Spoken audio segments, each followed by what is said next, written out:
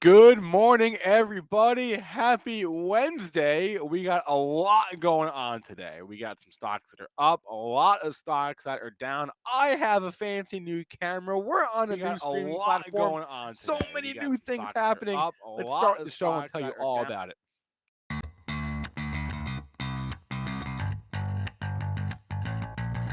Coming to you live from downtown Detroit, this is Benzinga's PreMarket Prep with your host, Joel Elconin This is a volatile puppy here, isn't it?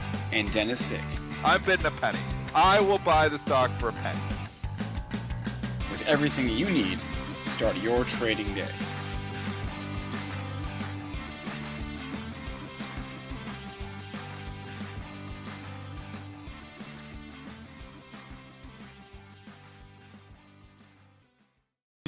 Good morning. Check it out. We're on a new platform, and we got so many more bells and whistles that we're going to be adding to the show. So I'm very excited for the future here. Spencer, Joel, Dennis, you all know the drill by now.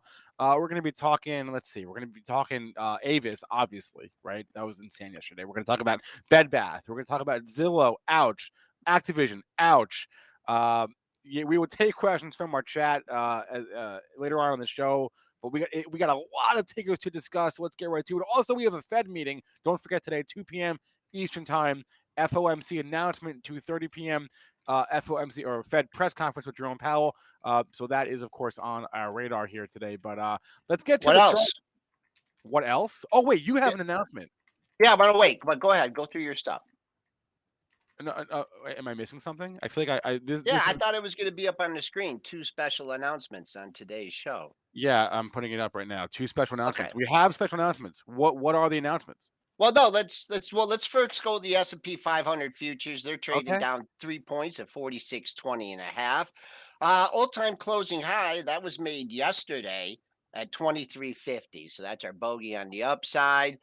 Crude's in the red by $2. Holy macro at 81.90. It was just inside day. We found out which way it wanted to go from the inside day. Gold down 360 at 1785.80. Silver up 11 cents. Let's call it 12 cents at 23.63. Bitcoin hanging out near the high, but down $525. It's 63,490. Boom. And Ethereum making a new all-time high. That's the futures. They're about 59 a quarter at 46.10. Do we have Triple D? I have Triple D in the house because he He's knows up. about. What's up? Okay. I even got my Lions shirt on. I'm ready for the 0-17 season. I went to the Pistons game last night, and they could have They're not used much me better. out. They could have used me out there. Okay. The first special announcement. All right. The moment you've all been waiting for. I'm waiting. The third and final event from PreMarket Prep. Well, it won't be final. Final event of 2021. Final event of the year. Final event of the year. Order execution. December 11th. That's a Saturday. Order execution, maximizing your profits and reducing slippage. We're going to go into detail on order flow, how to read and interpret the consolidated tape. Dennis is going to explain how the off-exchange market makers make money off your order and how they use limit orders for protection, and the necessary trading adjustments that you need to help level the playing field. Understanding and interpreting the order book will help identify key levels and turning points in price actions. We're going to go over all kinds of order types, and then we are going to talk about profiting from inefficiencies off the open and the close December 11th. That's the first announcement. Big agenda there. Next, what's the second announcement? Second announcement is I am starting a new segment on PreMarket Prep Plus starting today. Well, actually, it started last week, but this is the second week of it. I'm advertising it. It's called Wednesdays with Wedbush. I'm going to have a different Wedbush analyst on every Wednesday from 9:05 to 9:15. And today it will be Sahak Manuelian. He is head of equity trading at Wedbush Securities. He sent me a note what he's going to talk about, and it's amazing information. So what you need to do is you need to go to premarketprep.com. You need to subscribe to the channel, and you need to see this interview along with getting my levels and stocks. And the final thing is that if you go to the premarketprep.com channel and you subscribe, you are going to be eligible to attend the event on December 11th for free. And not only that, you're going to get event number 1 and event number 2 all for free. If you Is subscribe, that an or announcement or what? yeah, but not everybody's getting the event for free. No, one You'll person. be one person. So you One can win the person event for free. from the YouTube Gotcha. subscribers. You can win the event for free. Yep. We're going to win the event. Lots going on. Yeah, lots going on. December 11th and Wednesdays with Wedbush. I want to see everybody there at 9 a.m. All right. Triple D, quiet pre-market session. Let's go. Let's go. Let's just start To the with agenda. Let's go to the agenda. We never call the agenda. I'm going to the next agenda. item down. You knew we had to lead the show with this. You knew that, right? Avis, obviously. Every single week, we're saying to ourselves, this is the craziest thing we've ever seen or seen in the last couple of years. This was insanity. How high did we end up getting? We got to $545.11 in Avis yesterday. Dennis, I know you're watching this. Joel, I know you're watching this. What were you thinking when this was going on yesterday morning in real time? Take us inside your head. I actually was tweeting in real time as it was going on. So if you follow my Twitterverse, you can actually know what I was thinking the whole time. And when it was trading up there, I was like, sell your peanuts while the circus is in town. I tweeted that around 380, came back down to 315, and then went to 545. But what do when you're long a stock and it explodes by 200% intraday? You ring the register and you sell it. And I think the CAR party is over. This is unbelievable move. It was somewhat justified that we had an up move. We talked about it on the pre-market prep show. I cannot believe it only opened up 3 points. That's what I can't believe, because that was a really good report. We talked about the report being just how amazing it was. I did not, for the life of me, think that the stock could take off and go up 200% after we talked about it. But it was a great report. But it just got silly. The algos are incredible in this market. They grab a hold of that momentum and they just run and they run and they run. And there was algorithmic driven, a lot of it, but it was also driven by a retail frenzy. But again, the one thing, you can never call the top on these things, but when your stock starts exploding and just goes into lunatic mode, which is exactly what it did, I think you got to ring the register. So whether you got 350 or 450 or 540, somebody got 540. Congratulations. It's a great trade. I think you move on. I do believe, in the 200s, there's some value for CAR because they're firing on all cylinders right now. But this is just craziness. That move was insane. Some of the options, I don't know if you saw this, but whoever owned like the 260 options, what were they going for?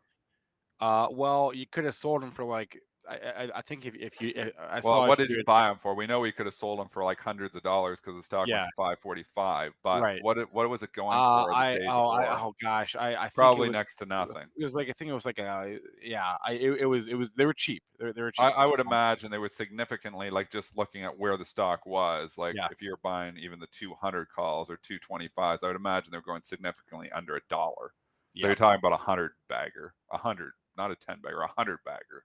So yeah, incredible move. 40 cents. We're actually getting 40 cents. 60 cents. 40 cents. Yeah. Just incredible here. The move in CAR. Obviously, it was an awesome report. This market is just prone to this. We see this, and we saw it with Bed Bath & Beyond last night. We'll talk about that. We're going to bring that up sooner than the agenda because it's tied into this. But what are your thoughts here on CAR, Joel? I've given my thoughts. I think the high is in. I think the all-time high for a long, long time will stand at 545. But you never know. I mean, it could go into lunatic mode again. Joel, wait, before you start, can you just like I'm going to take your charts down. Can you just put them back up for me? Because we're on this new platform. We're working through things, and I want you to reshare it because the charts were a little bit blurry, and I'm not sure why. So I want to get the blurry. I see the blurriness too, guys. Let's see it. We're going to get rid of the. Let's find out. Little gotta go. It's the HD. It's the HD button. You got to be showing it in HD. Now we're better. Yes. I don't know what just happened, but now we're better. So the HD. Yeah, that Oh, look must at be. you. Well, first things, you talk about these things and how much money you can make, right? Tiny Pie Media says, did you see anyone on Wall Street Bets post where a guy lost his entire life savings and then some while trying to short car, lost 169K.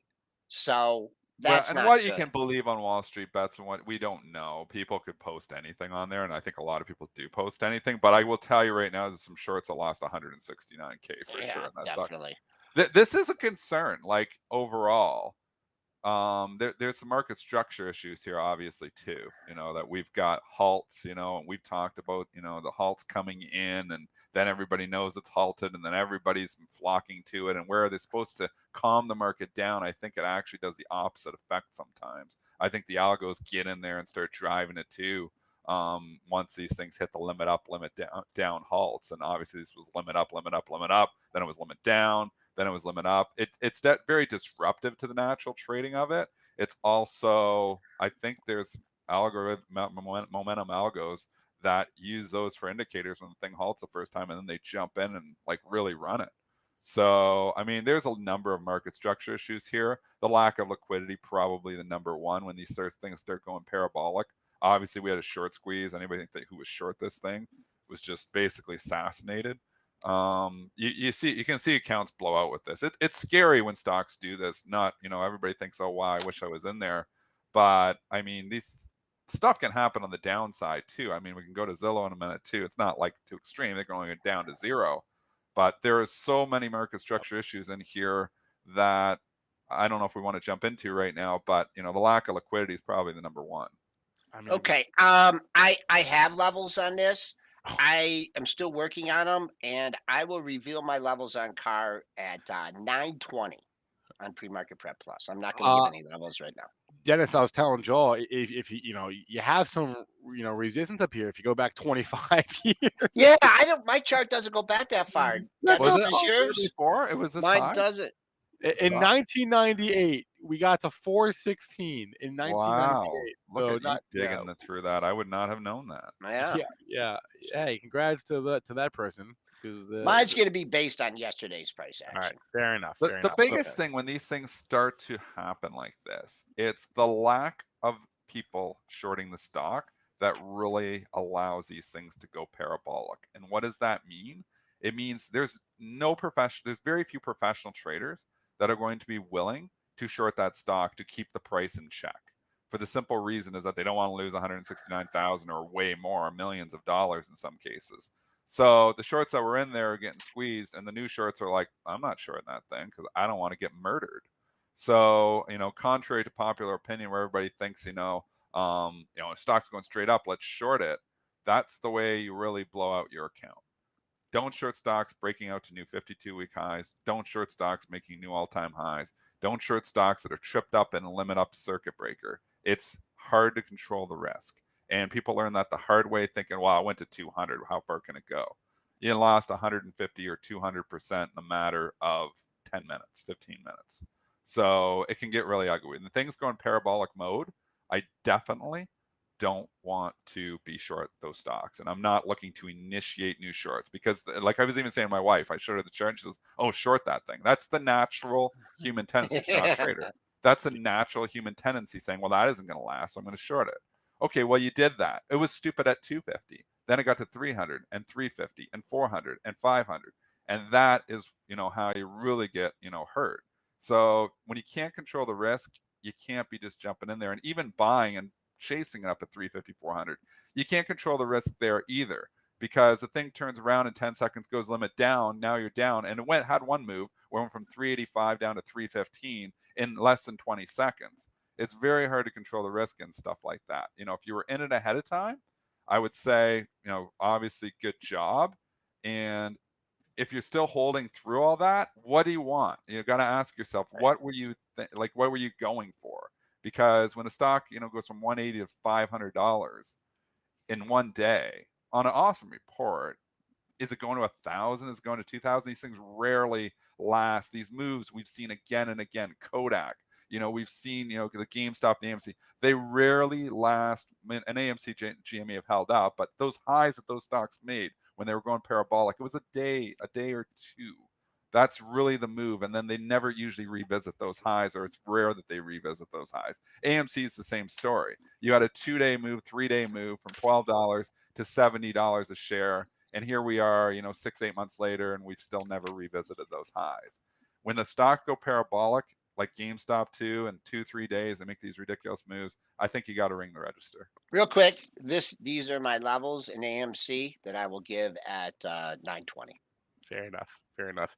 All right, let's go to Zillow here. I mean, this is just brutal stuff. And it's sort of mind-boggling to think about. But Zillow, we talked about this yesterday on the At the Close show because it was pretty weak into its report, which you don't see too often. And then they came out and said, "Yeah, remember the iBuyer program that we suspended? Well, now we're just gonna stop it altogether.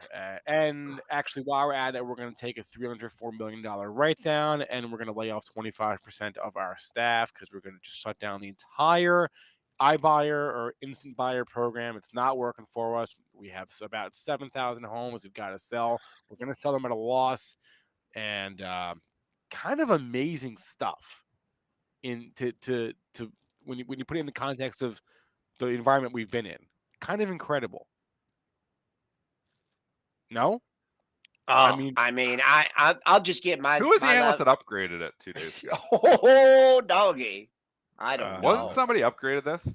I don't Spencer? remember that. Go to the pro. Going to the pro. Somebody either upgraded or gave it a price target raise like 2 days ago. Let me check. And go to the calendar. man. Maybe They're it was cleaning out- 3 days ago. cleaning out It's their last mess. week. It was ZG. Go to all time. On the And how many people did they fire? 25% of their workforce. That's I don't know how many people that is, but I mean, significant. I think it was just some positive commentary. I don't think it was. Okay. Anyway, there was an analyst even on CNBC, and he was given the price target. This could eventually be the next Tesla, is what he said on CNBC 3 days ago when it was $100 a share. So, wow. I mean, maybe bad luck, but you got bold. You're bold going into an earnings report being that bullish. And obviously, in this case, it didn't work out. I don't know what to say here. The stock is really wild here now too.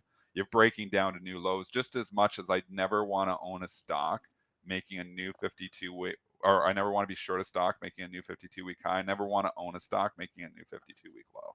And here you are, Zillow, and you're learning the hard way. If you bought this thing yesterday and ahead of the report, holy macro, was there selling pressure ahead of the report, Joel? Because this thing opened 94, and I was like, why are they hammering Zillow? And it hadn't even done anything yesterday, and they hammered it all day. So I don't know who got the memo, but holy mackerel, they were hammering that stock all day. It comes out and they hammer it even more. So you go from $105 down to $73. Everybody naturally wants to buy the dip as much as they want to sell, the extreme pop. And we're all about buying dips and selling rips too. But the rule for me is I don't buy dips on stock making new 52-week lows, and I don't sell rips on stocks making new 52-week highs. So selling the rip and buying the dip when stocks are in ranges is awesome. When they're breaking out, selling the rip, not so much. When they're breaking down, buying the dip, not so much. And we are moving into a little bit of momentum market here now. You can clearly see that. So where we were in a contrarian market for much of 2021, the overall market, we're in a little bit Momo here right now. So could it bounce back? Absolutely. Is it oversold? Absolutely. But I don't know where that bounce is, and I'm not going to take the chance on day one. Either am I. But yesterday we had a step down seller in Chegg, and they just kept on selling. Here, you've had some big sellers, but coming in, a little over an hour for the open, you do see a buyer. There is a buyer there that wants to bring some stock in at $70. I mean, I don't have that. That's like not a monthly level, but the pre-market low is $69.81. You're $4 off that. Just the way it's a little different situation here. So if I'm not trading it, not doing options, not doing anything in it, but if I was short this, I'd say, man, I'm going to put some bids out there at 70, just in case they flush it down the toilet one more time. And then I would stack bids all the way down to 67 and change, because that was a monthly low. If you were short, so bringing in if the I was short, not initiating. Not initiating. No. And you know what? 67 to 70, if I brought it in there, then I'd be a happy camper because I'd be buying it in a declining market. The next monthly low was 56.31. I don't think we're going to see that today, but just that's a little thing if you're trading. And what about all the people sitting on windfalls from the last 2 days? What are you going to wait for? You're going to wait for it to go to 50? This thing is wild too. This could see 80 today. You don't know where this thing's going to go. So Yeah, I think if you're short, I think when your stock falls, just as much as you sell your peanuts when the circus is in town, the upside, I think it's the same thing on the short side as well. If you're short yep, the stock, I I totally think agree you're with ringing you. the register when the stock falls this far too. Could it continue to go down? It could, but it is oversold. But I'm not going to try to call the bottom and initiate a long at this point in time. I mean, just curiously, I don't think the short interest is super high on Zillow. You're talking 3.5%. So there's not a lot of people making money on the short side.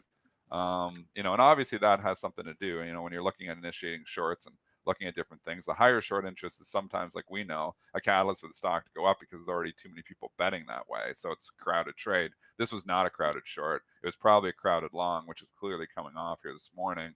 So I think you got some bounce levels. I think you got some levels bringing in, but I don't want to initiate a long here. You're right. It could bounce to 80, but it could Who also continue to knows? pull a chegg and continue to leak all day. Whew. And chegg, opened, and we talked about it on the show why I didn't want to buy it. And that's the danger of buying stocks making new 52-week lows. You bought it at 40 or 39. It was pre-market 42, 41, 40, opens 39, and they puke it down all the way to 32. You just lost a quick 20% trying to call the bottom.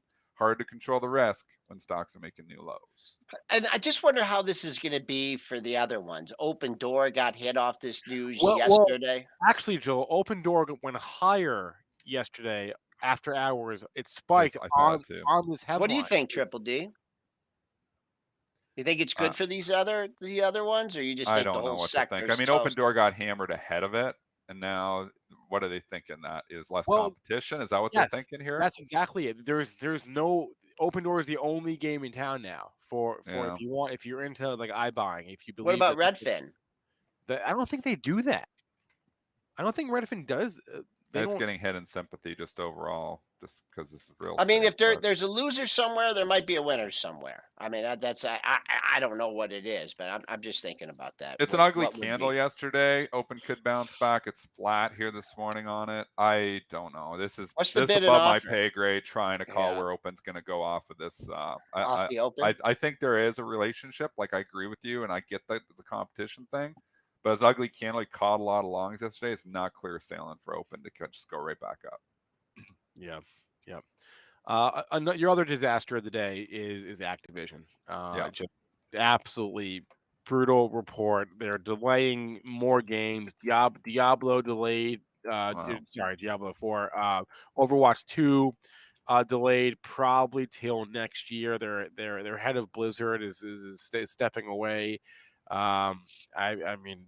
This is not the first delays we've seen from regarding these two franchises, and it's just they're two of their key franchises, and so the numbers are what they are. Frankly, I think they may have come in higher on the EPS and on the sales, but it's not really relevant when you're delaying. That's the last thing that the market likes to see right now. So Zillow, Activision, these are not the stocks you're looking for. Yes, I just made a Star Wars reference, but I mean, it's down 13%. Again, if you're buying it here, you're buying a stock making is it a new 52-week low? It's very close if it's not.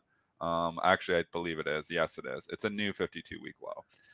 We know we've talked about the stay-at-home trade coming off. That's something to do with it, but not everything to do with it. Delayed games, a lot of problems here. Do I still like the company long-term? I think so. I think if you're buying Activision at 67 and putting it in your long-term portfolio, you'll probably be happy 2 or 3 years from now.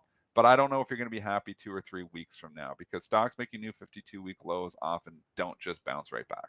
So I'm going to wait until the dust settles here. I would be interested in re-adding Activision. I sold my stock at 82, my long-term stock. So I'd be scalping myself 15 points right now if I bought it at 67 this morning.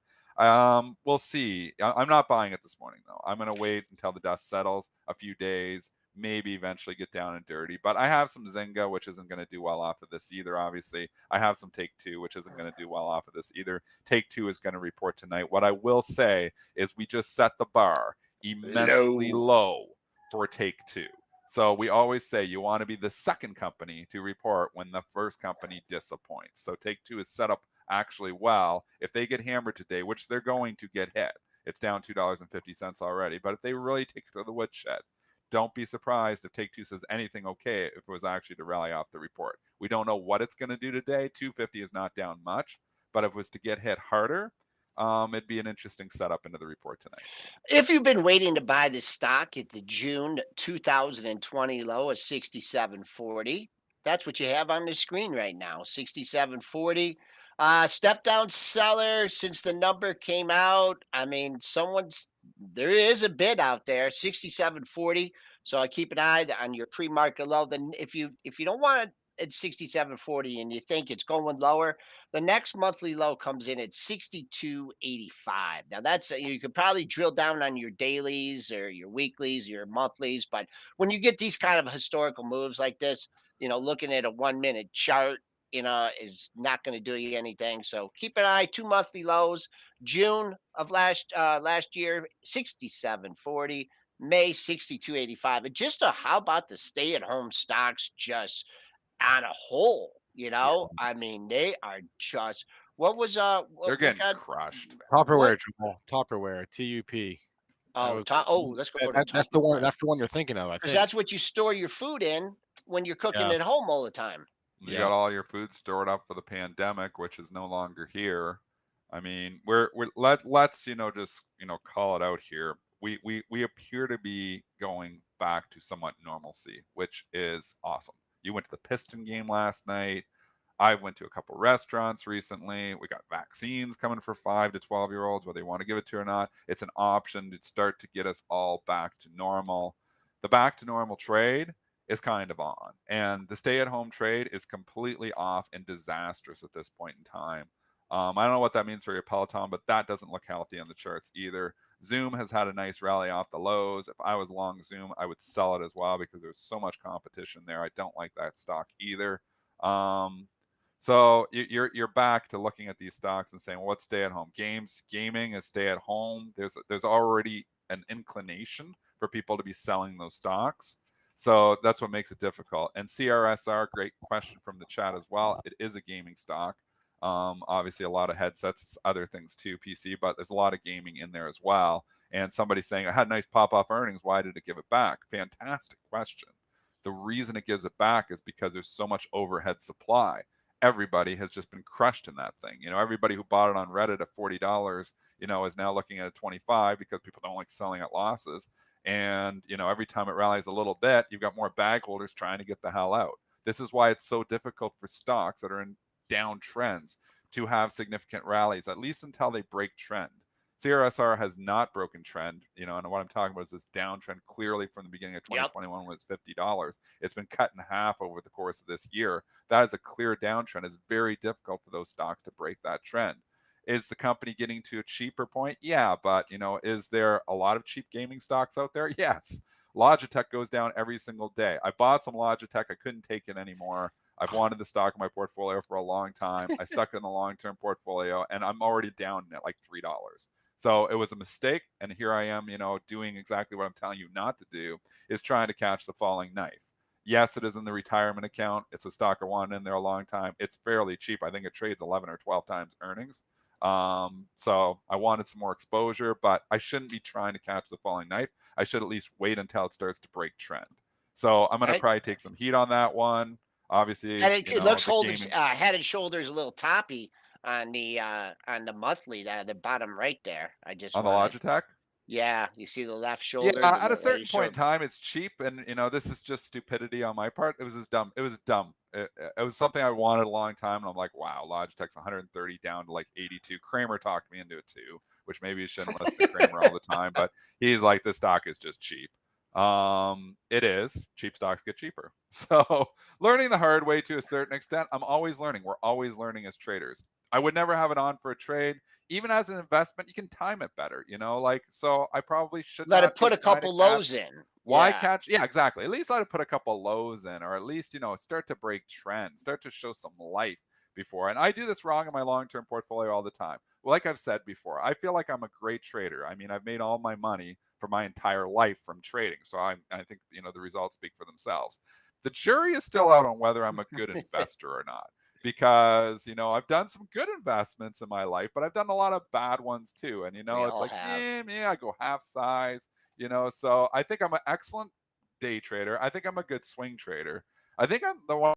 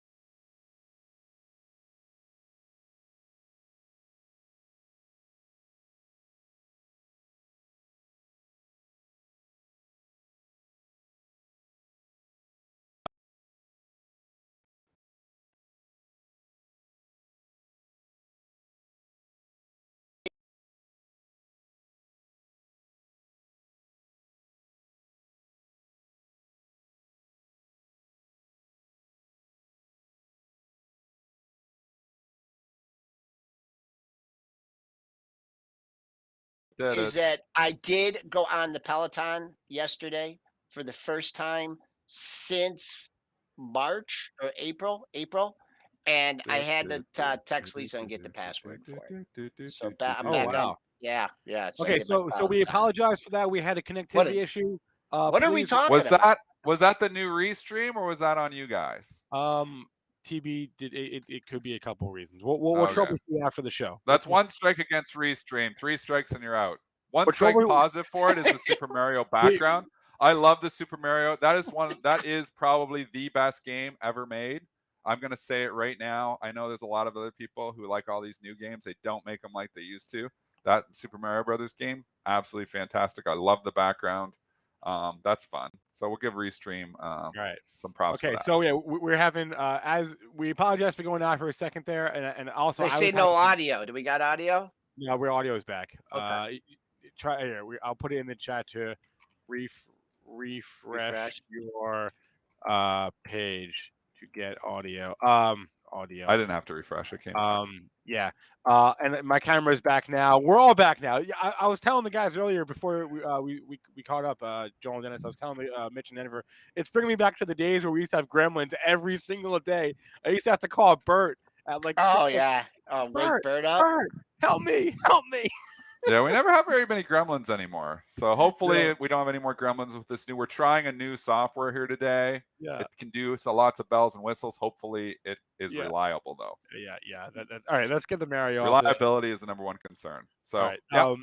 Okay. So we lost Joel. He's falling off. No, he's No, here. my laptop needs to get plugged in. I'm sorry. Should I go off camera when I do that? No, you're good. It's fine. It's fine. Okay, I so don't we're talking anything. the gaming stocks. The gaming stocks are having a bad day. What is not having a bad day is Bed Bath and Beyond. Oh, we have that a guest thing was coming up. so Though. sleepy. Who's guest?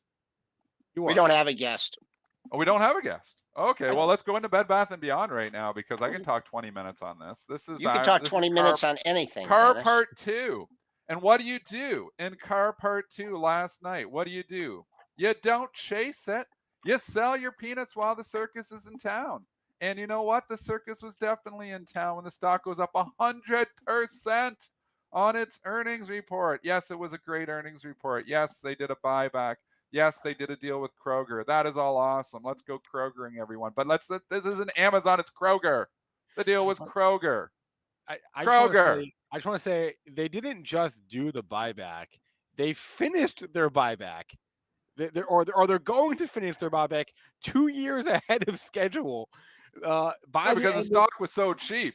They're like, buy more. It's too cheap. We talked about this a couple days ago. So they're on stock pace, set up well. They're on pace to have bought back $1 billion worth of stock by the end of this year.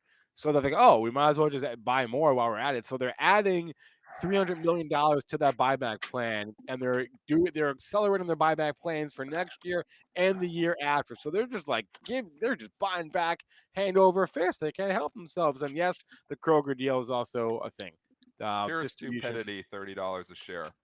That's my opinion. Sorry if you bought it up there, but that was just not a good move. I do a lot of stupid things too. I do stupid trades all the time. Buying Logitech 3 days ago, very stupid. Wow. I cannot believe how high did we get, Joe? It was over 30. 32. We got to 32. The stock doubled last night. Sell your peanuts while the circus is in town. These are gifts from the trading gods. Gifts from the trading gods. Do I think, you should be buying at 24.75 this morning? No, I do not. In my opinion, I believe the stock is actually path of least resistance is still lower from here. It is still up 48%. This is Bed Bath & Beyond, folks. Well, I know we're talking squeeze, and we're going to squeeze all the shorts, and we're going to go to $1 bazillion and to the moon with Bed Bath & Beyond. But we've been down this road before, people. How many times have we had these huge moves in Bed Bath & Beyond, and they are very short-lived?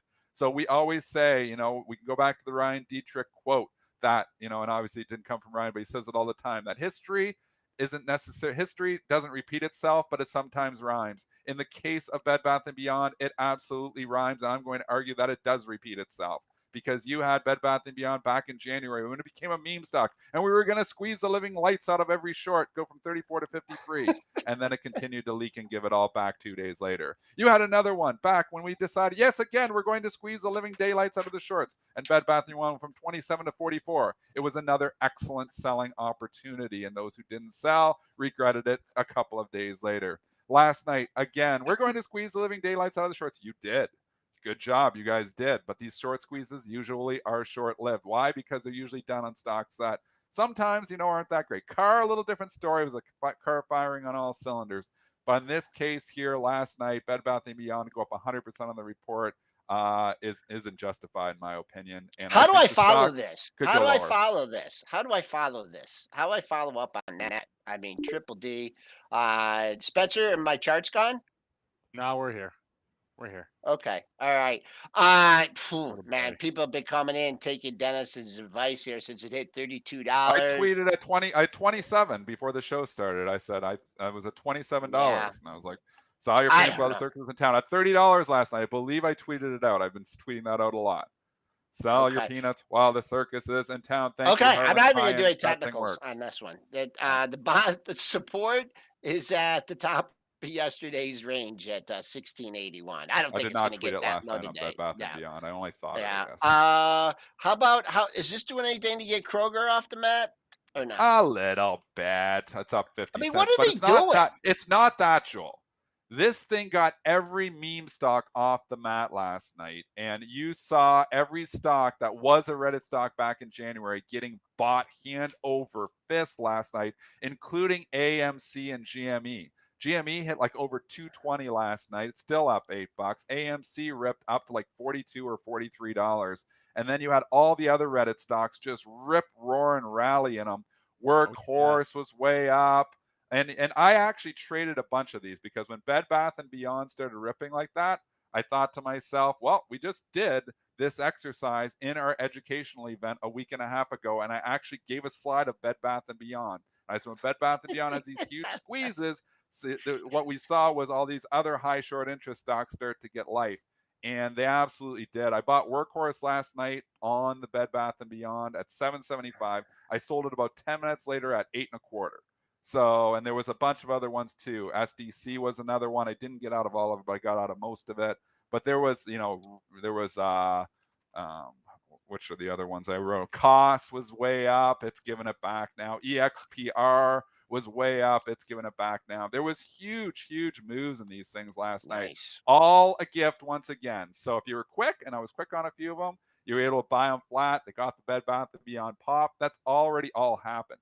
Could it happen again today? It could, but it's already happened last night after hours. I think the Bed Bath & Beyond 32 high is in. Could it go up to 27, 28 again? I don't think it's rip roaring to 40 though. So, and yes, Workhorse it's not necessarily a meme stock, but it's tied in. Thanks for the question, Christy. It's tied into this whole group. So we've given this list out before we gave it out on, the high short interest stocks. And Bed Bath & Beyond started a little bit of squeeze in all the high short interest stocks last night. That's already happened. It was an after-hours trade. A lot of those stocks have already come down significantly Move from on those from it, highs. right? Yeah, Yep. Workhorse lifted 8-9% last night. No, good trade. I noticed when I went in Bed Bath and Beyond a couple weeks ago, like a while ago, they started to go into groceries. I'm like, they had like all these fans. I'm like, what are they doing? And then I went into the one which I think is closing at 14 in Orchard Lake, and all those shelves were empty, and they got rid of all the food stuff. So maybe they were.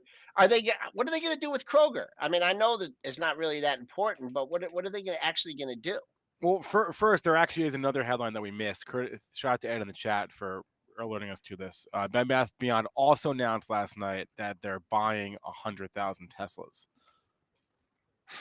Hey, no, people will believe that. So okay, fine. That one did not land. I thought it was funny, Ed. Okay, Joel, to answer Joel's question for real, what actually is Bed Bath & Beyond doing with Kroger? I like to zippity do that before you go on. Just if we're doing jokes right now, he says Ride needs to buy 100,000. Okay, yeah, that may be true too. I laughed. I was laughing though. That was a good zippity Beyond it's going to be an e-commerce collaboration, right? So they're going to have like Bed Bath & Beyond, as I understand it, Bed Bath & Beyond's products available on Kroger.com, and that's essentially the gist of it. It's a weird one. Anyway, let's go to. There's a few things that we want to get to. Before we go to ticker time. Well, these are also tickers from the chat as well. But Lyft, for example, we should probably go to Lyft here. Yeah, they had earnings also last night, and I'll give you those numbers now. Their earnings per share. They lost 21 cents per share. I don't think that's comparable to the estimate. The estimate was at a 3 cent per share loss. So some adjustment there. Sales is more comparable. Sales was a beat, $864 versus $862 million. They gave some guidance, or the EPS is not comparable. They were profitable for the second straight quarter on an EBITDA basis, but EPS not real comparable. Their sales were okay. Sales were good. Someone was doing their technical analysis last night. Well, first of all, they got absolutely hammered. Look at this going into the report. So bailing a lot of people out, trading up 618. But someone was identifying the series of 4 highs back in mid-October between 52.75 and 53.45. Your pre-market high, that comes in right at 53, right on the kisser. So if you get back up to that area, that would be resistance to me. If not, keep an eye on the open. If you like, let's say we open up 51.25, we go to 52, boom, and then come back down through the open. I don't know if I'd want to be long it. There's before Dennis gives his comments, I will just say Uber. Uber's getting the lift off this too, holding up a little bit better. Yeah, pre-market high. I'll just give you that at 46.17. This stock's in a clear downtrend. We're going to CRSR this Lyft trade, and it's a little more extreme version. But I mean, we're in a clear downtrend. 2021. You got bag holders all over the place. A lot of people don't trade pre-market, so what you often see is these stocks open up and then start to give it back right away as everybody's like, oh, I can get out. I can't. I got to get that 9:30 open. I'm going to be able to get my money back. I'm going to be able to get my money back. It's a lot of people sitting here that actually don't have pre-market access. I know a lot of retail does now, but a lot of traders don't.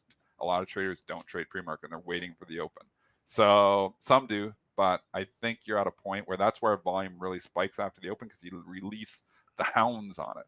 And everybody who's caught in this thing over the course of the last, few weeks for sure, because it's been trending straight down, but even the course of the last few months is looking like, oh, you bought at 50 and then it went down to 45, and then up to 55, down to 50. It's like, oh, I get my money back, I'll move on. There's a lot of people who want to get their money back in Lyft. That's why I'm not chasing this up $6. I'd actually be more inclined to short Lyft here. I don't have a position on it, so I can freely talk about it. I would sell this rally if I owned it. Just my opinion. We also, I don't quite know if this is a stay-at-home play or not, but Wingstop earnings were out this morning, and they were not good. Their EPS missed. 29 cents versus a 35-cent estimate. Right. Their sales missed 65.7 versus $74.5 million. They did, they're still doing the dividend, but they guided that their domestic sales growth guidance for the year is going to be between 7 to 8%, which is actually, I think, down from their prior growth rate. And I guess stay at There- home play. I don't. I think so. I was going Yeah. to say it too. I think Wingstop is a stay-at-home play.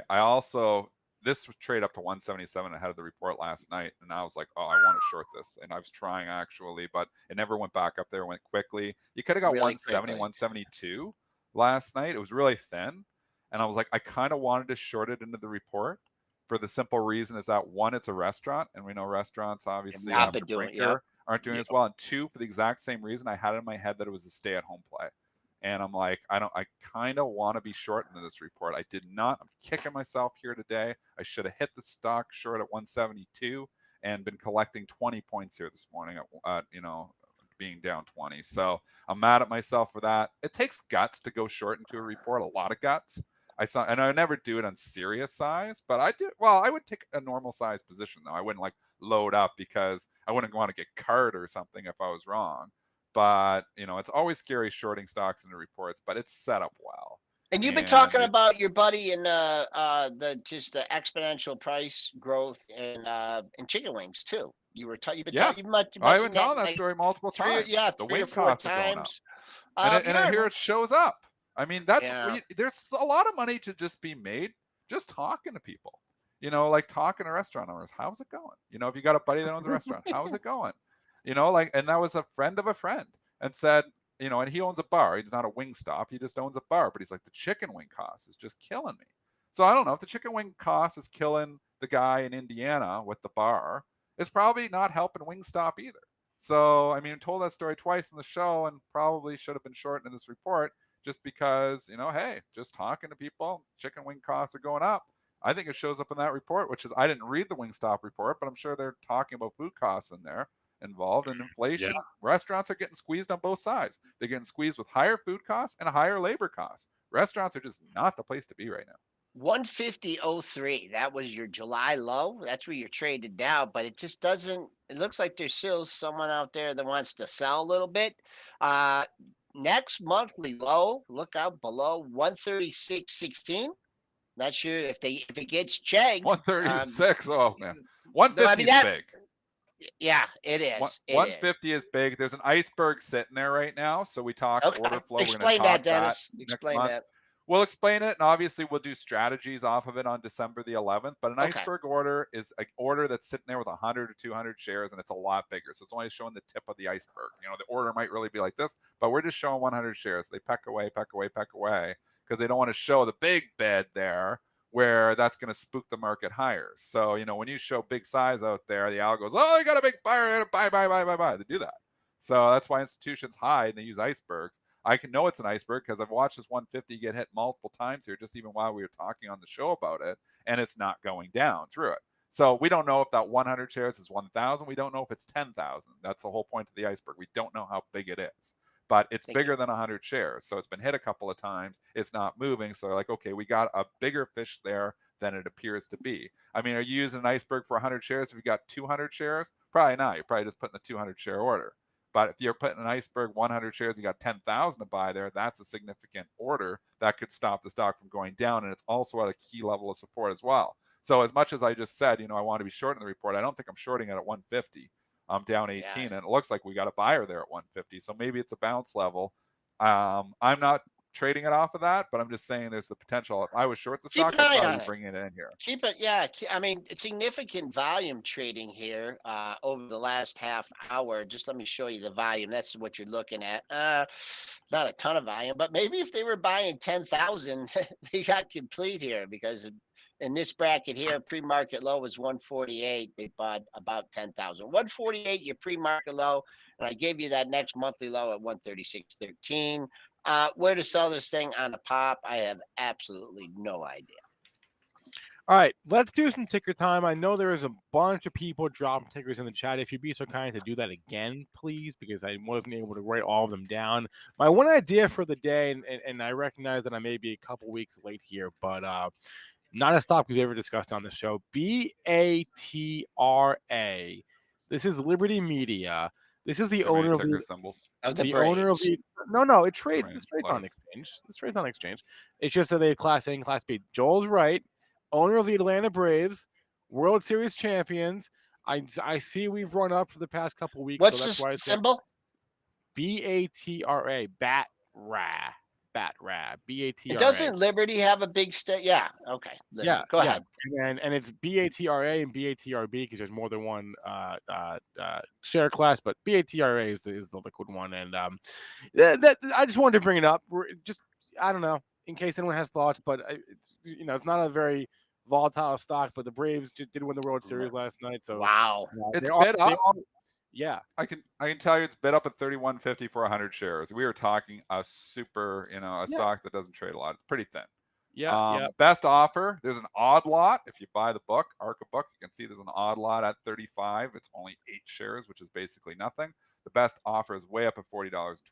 So what I can tell you is that this is not figured out where it wants to be yet. Traded 58K yesterday, 122K on Monday.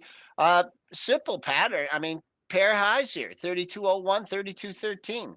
Take that out. Boom. You can't get it any easier on technical analysis than you've seen a potential double top here in the lower 32 handle.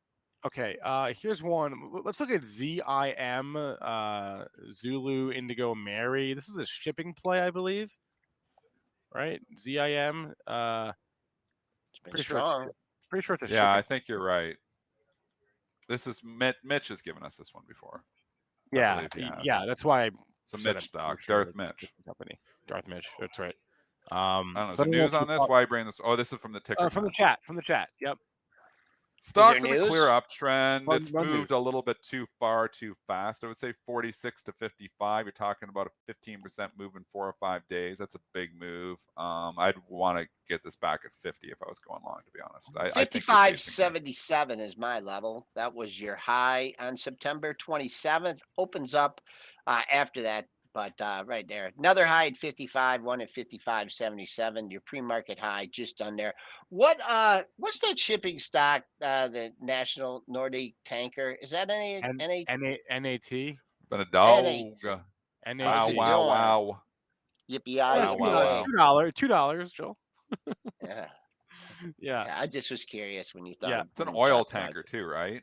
Yeah. So good supported too. I think so. Yeah. 220. Anyway, okay.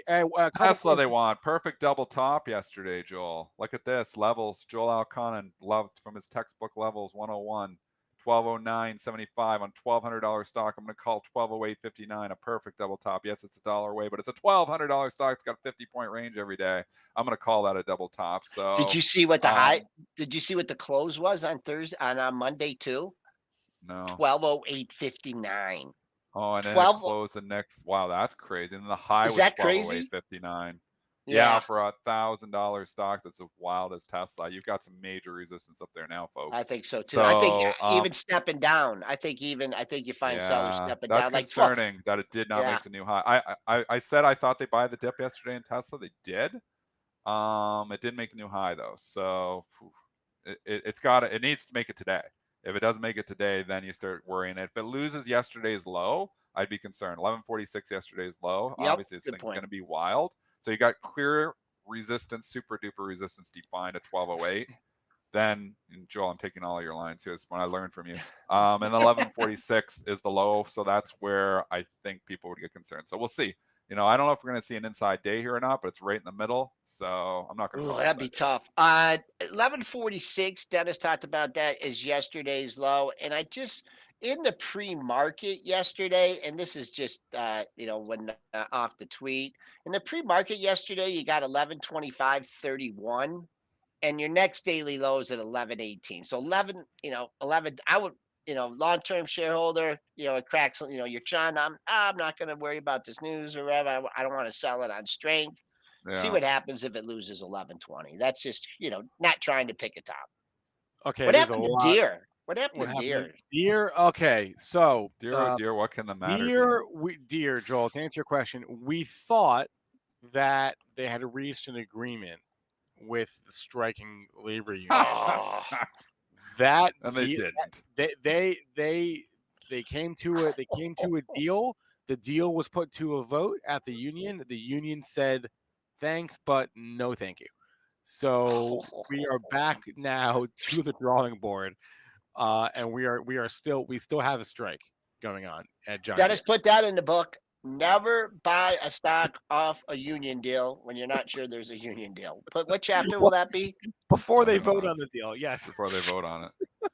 I All don't right, so know. pull us back here this morning. You got huge 340. Dennis likes 340. We're both over at 340. Yeah, that's where I think the bounce level is. Well done.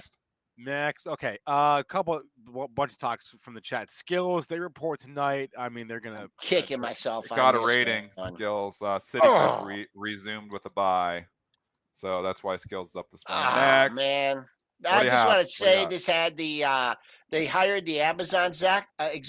Yeah. What day? I will predict that was on they hired the Amazon exec on October 21st, I believe. And I was thinking, you know what? This thing needs a catalyst. Also Sean likes this one, and also don't they have like an NFL deal? Like, isn't this a company that has like a real deal with somebody? Skills for NFL for something. Am I wrong? Mitch, you lurking in the background? We can look in the pro right now. Yeah. And I'm like, yes, they do have an NFL, some sort of an NFL competition. Yeah. Yes. And you see that was. Go ahead, Mitch.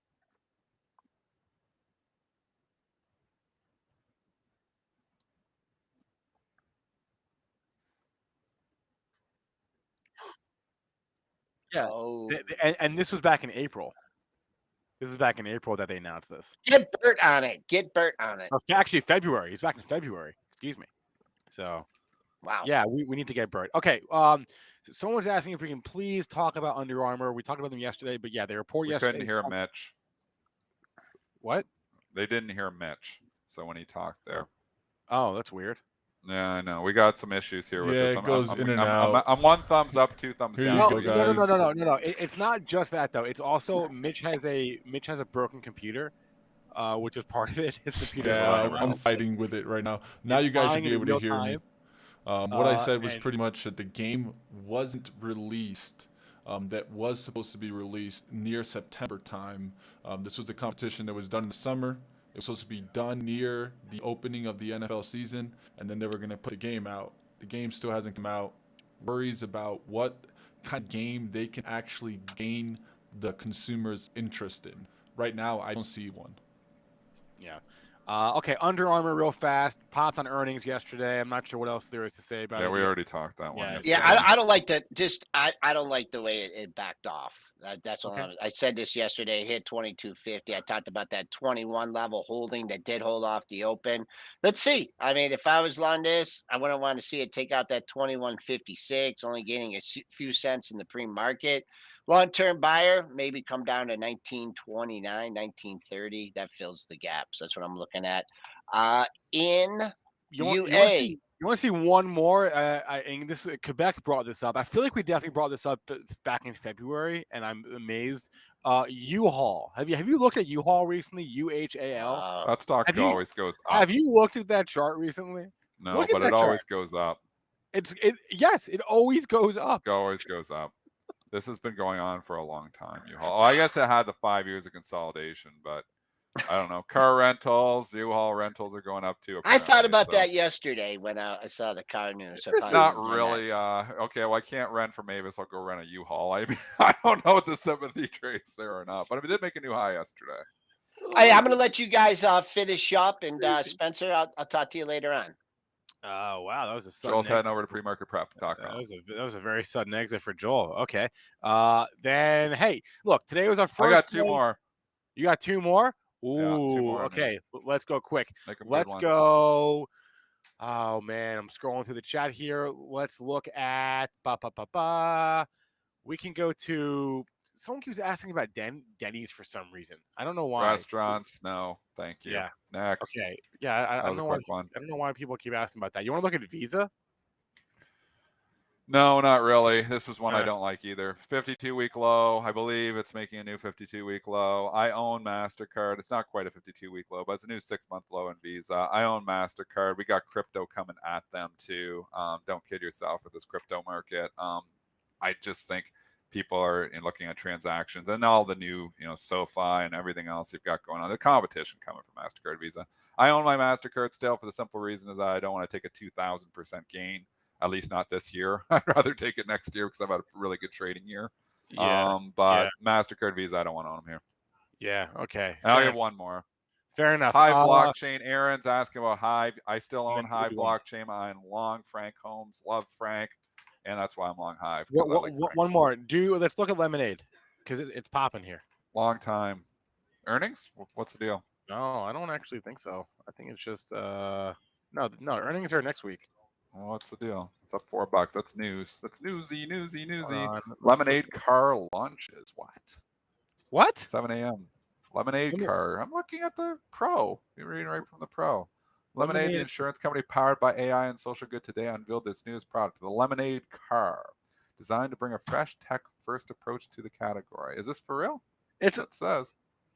They're an insurance company. What do they need to do cars for? I'm telling you, I'm reading it right from the Pro.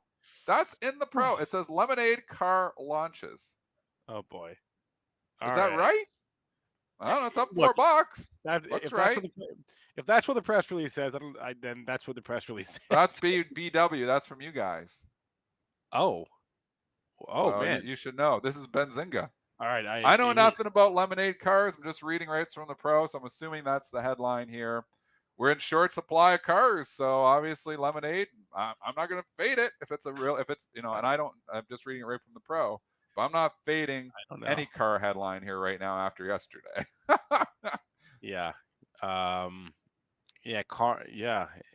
see it too right there. It's okay. Lemonade has a car, and I don't know. I don't know if that's right or not. I'm trying to just verify, but yeah, I think it is. Lemonade introduces Lemonade car insurance. This is okay. So I think they're calling it Lemonade car, but I believe it's Lemonade car insurance. Okay, that makes. I don't know. It is Business Wire. There it is. So Business Wire. We're going to actual Business Wire. Yeah. So when we go there, it says Lemonade car launches. Lemonade's newest product features great prices for safe drivers, best in class. Okay, so it's the app is called car Lemonade insurance. Car. It's car insurance. Ooh, you scared me for a second there. I know. I'm looking at it. I mean, it's a very deceiving press release. Lemonade car launches, but it's the app for the insurance that's called Lemonade Car. So we're going to clarify that now. But when you just read, I don't know, maybe the algos are just reading, oh, Lemonade's got a car, buy. So I don't know. Yeah, this algos, it's all they do. I'm part algo, so I just read the headline too. And that's what I do as well. So Lemonade car lifting on that. Dennis's I don't know. It's breaking out to a certain extent. $70, old support becomes old resistance becomes new support. So I think I'd like it at 70, but it's hard on these headlines there. It's not a car. All right, Dennis, we will see you later or tomorrow. And we will get you and Joel and Mitch, we will get you all some new equipment here. I have a fancy new camera. We'll get you all some fancy new equipment here. I promise. But Dennis, thank you as always. Have a good day and good luck, everyone. Sell your peanuts while the circus is in town. Non-investment advice. Ooh, but is it circus advice? Is the question. Maybe. No, in all seriousness, all the information from our show is meant to be used for informational purposes only, not for circus advice or investment advice or it's education, it's information, not investment advice. And yeah, thanks to everyone in the chat today for bearing with us. I know we had a couple of glitches in the matrix, but we will work through these as we get better at using this new platform, but there are way more features on this that we are loving. So coming up next is live trading with Benzinga, Mitch, Ryan, Zunaid, going through the open. They'll be joined by a special guest also at around 9:45. I don't want to say who. You'll have to tune in to find out. And that'll be a wrap. Everyone have a good rest of your day. Stay green, stay filled, and I'll see you later.